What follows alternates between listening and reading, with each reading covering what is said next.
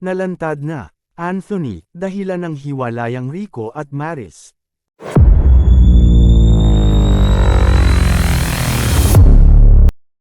Mainit na pinag-uusapan ngayon sa showbiz world ang kontrobersyal na pahayag ng kapamilya actress na si Maris Racal tungkol sa naging dahilan ng hiwalayan nila ng dating nobyong si Rico Blanco.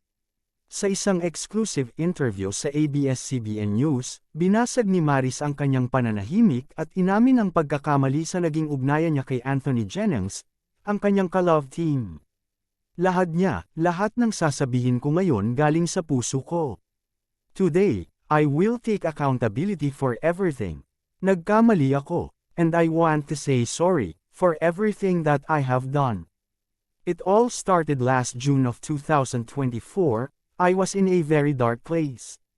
I was lonely and I was getting attention from Anthony, the kind of attention that I needed. When I sensed that there was this brewing attraction between Anthony and I, nadala ako sa emotions ko and I knew that was wrong. I came clean right away. I told my ex everything and I admitted things to him. And then we broke up. Binigyan linaw rin niya kung bakit emosyonal siya nang umamin siya sa hiwalayan nila ni Rico noon. It wasn't easy, it was very hard for me too. I announced the breakup. The reason why I became so emotional during the interview was because I was holding back the truth. Yun yung totoo. Pag-amin ni Maris, I wasn't able to simmer down, I wasn't able to reflect on what had happened.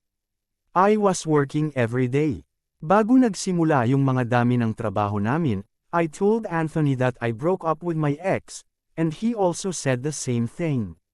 Wala pang inilalabas na official statement sina Anthony Jennings at Rico Blanco sa mga sinabi ni Maris.